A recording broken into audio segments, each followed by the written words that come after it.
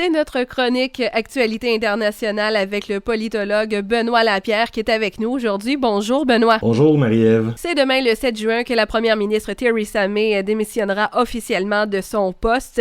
Sa démission se fait sur un fond de procédure de Brexit qui s'éternise. Un accord pour repousser la date butoir qui a dû être trouvé et la course à sa succession s'organise tranquillement pas vite.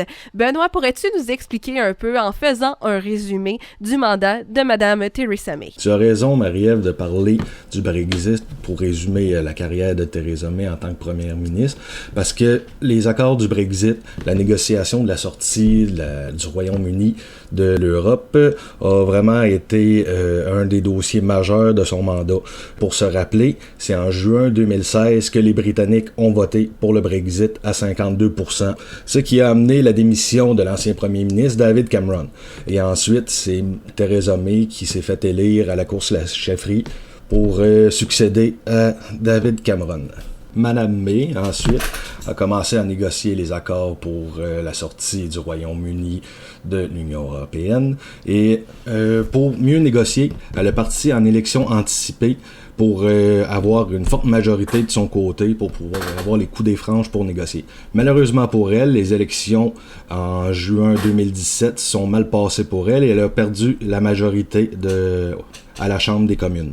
Suite à ça, elle a commencé à négocier avec l'Union européenne et elle est arrivée avec un accord pour passer au vote.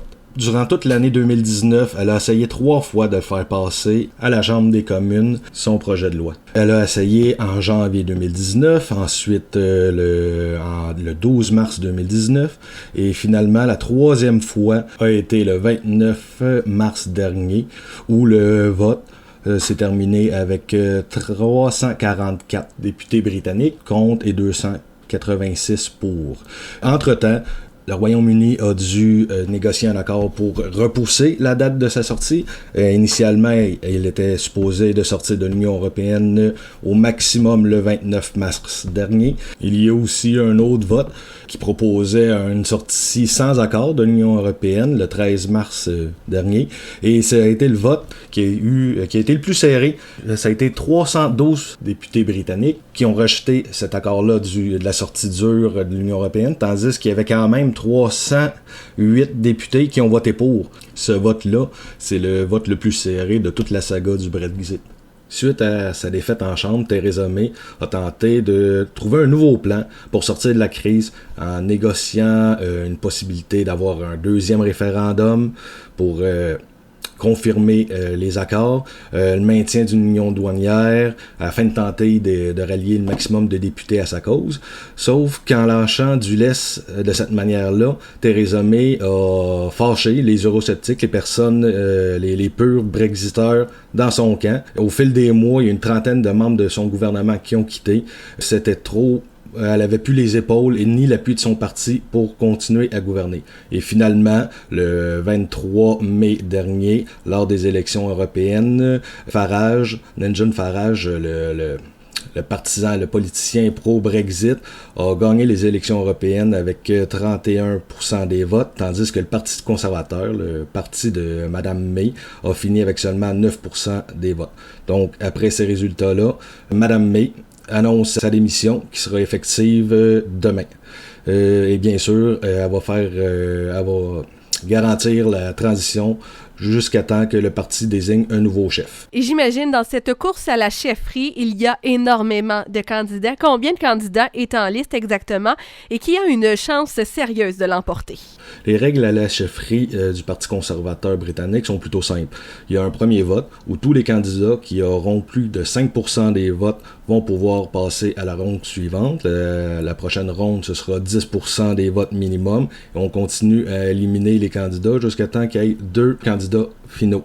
Ensuite, il y a environ 160 000 membres du Parti conservateur britannique qui vont voter par la poste pour élire le prochain chef de parti et le prochain premier ministre du Royaume-Uni le 22 juillet prochain. Depuis l'annonce de sa démission, il y a eu 13 candidats qui sont portés volontaires pour briguer le poste de chef du Parti conservateur britannique et aussi de premier ministre.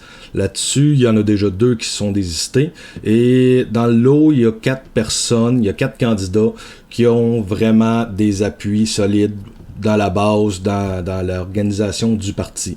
Il y a d'abord le favori Boris Johnson, qui est l'ancien maire de Londres. Il a été aussi très actif lors du référendum pour le Brexit, qui était pour la sortie de l'Union européenne.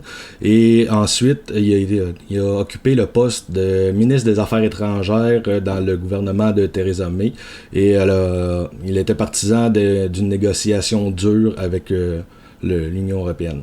C'est une personne charismatique, très populaire, proche des gens. C'est la base, les militants l'aiment beaucoup.